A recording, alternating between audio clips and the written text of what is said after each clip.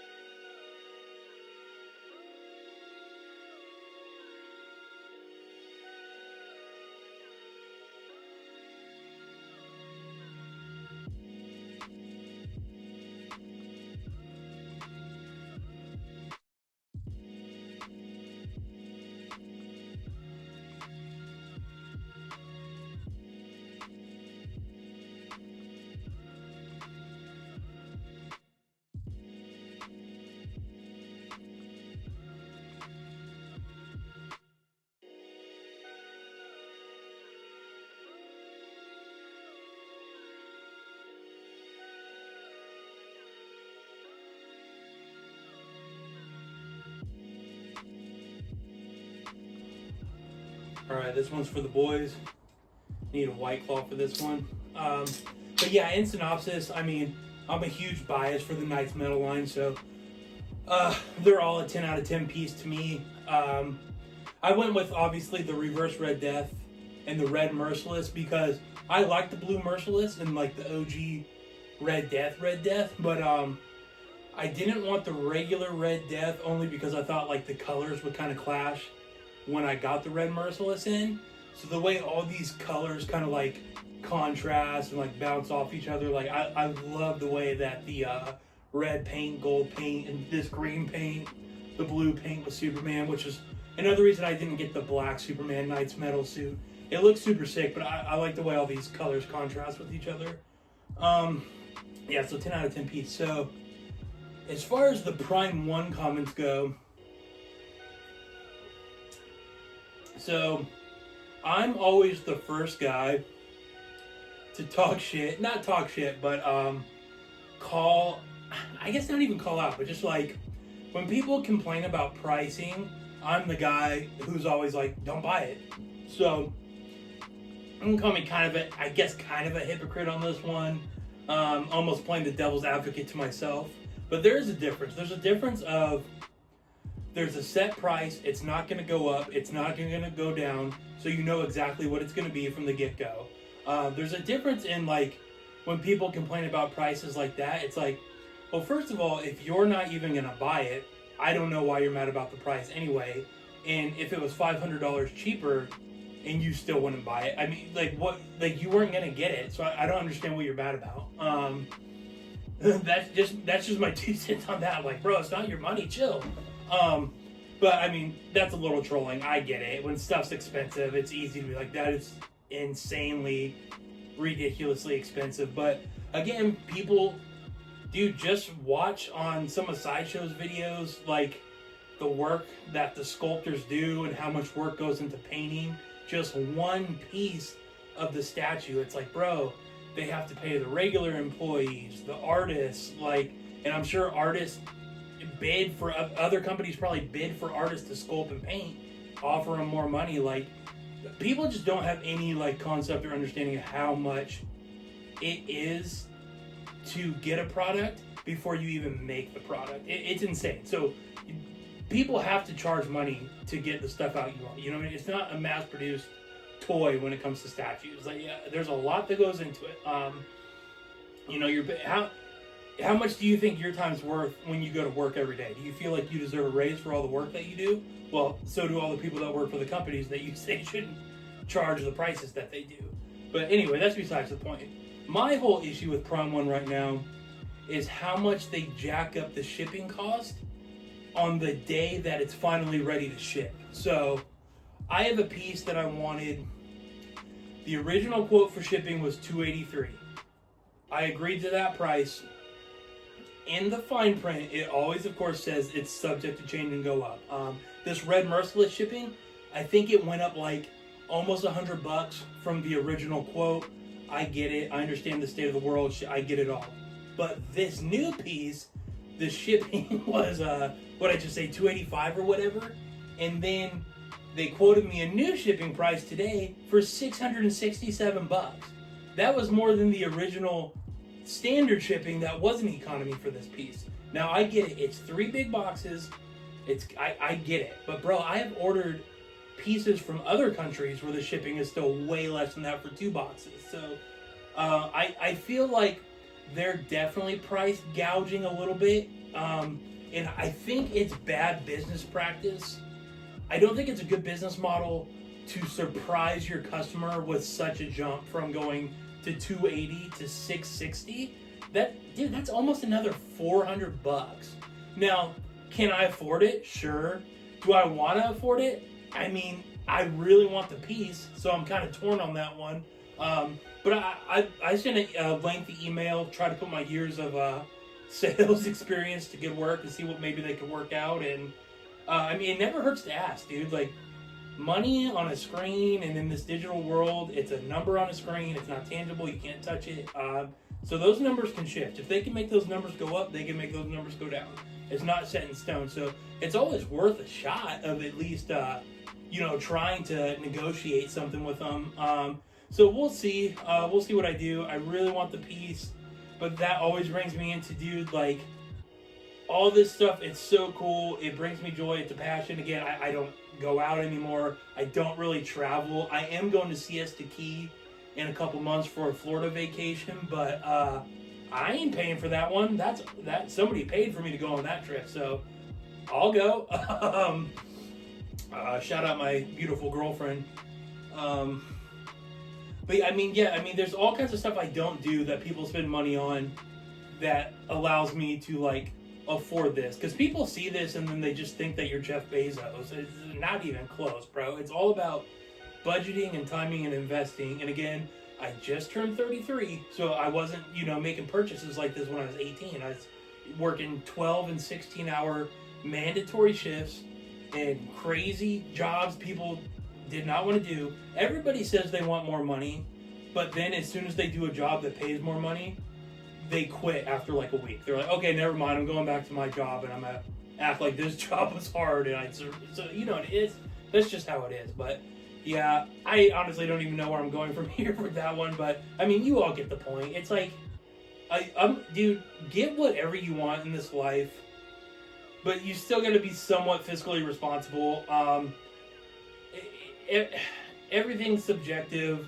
As long as your bills are paid and you're taken care of and you're not going to starve and go homeless, I mean, nobody can really tell you what you can do financially. So again, we talked about it before, the term waste of money is really only applicable if you're spending money you don't have. Other than that, it's not a waste if you have the money to buy it. Yeah, I don't know, dude. It's crazy. We'll see if I still get it. Just want to do that little rant. Because no other company is jacking up shipping that much. It seems like Prime One is still probably the guiltiest party in that practice. But again, dude, I am a full-blown capitalist. Capitalism creates opportunity, creates wealth. And people who take all the risk and start their own business, they have the right to charge whatever they want, and you as the consumer have the right to not buy the product. We talked about it again too. It's like, I want an Audi R8. I want that new electric BMW, whatever 7 or whatever it is. Like, but it's like, it's just, the price is crazy. So I mean, in this world, there's always just going to be stuff that's crazy expensive that certain people can buy and certain people can't. And unless you're willing to go above and beyond, and I know it's not as simple as that, because not everybody has a job that allows overtime, and not everybody lives in an area where there's a job opportunity to make more money. But dude, I packed up all my shit and moved halfway across the country. Granted, again, I know there's variables. I don't have kids. It's a lot easier for me to do that at that time as a single dude with nothing else going on. So I was like, I'm going to move to somewhere way cheaper than LA and California, and just do better for myself. I know not everybody has the availability to do 12 and 16-hour shifts if they don't want, but I've also noticed a lot of people complain that they don't get overtime, and then when the time comes for them to work that overtime, they're like, oh, you know what, never mind, I gotta do this, and that. So I mean, at a certain point, there's a fine line between the issues in the world that are causing you to not succeed more, and the issues within yourself causing you to not succeed more. You get what I'm saying, but I'm getting way off tangent here. But yeah, I mean, I'm happy with my collection, bringing me joy. I'll do an overview like I always do. Obviously, the room's not done. I'm busy. I have stuff to do. But yeah, thanks for watching, everybody. All right, again, I'll just do a little full overview because people like that and get mad if you don't, and I am one of those people.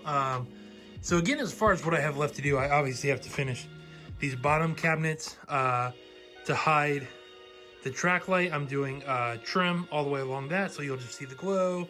I got this rug here because I'm actually I have a table coming in, because once these are black, you won't really notice because they were for storage, and then I'm never going to touch them again. That this guy's going to be on down here, so I have more room for, I think, the Joker Dragon is what I decided I'm going to get. Started getting some air purifiers, stuff like that. As far as art goes, some people were telling me to like line up like the art closer to like what the piece is. Like, I personally don't care if I end up getting this piece and end up paying, that's the piece I was talking about in the rant.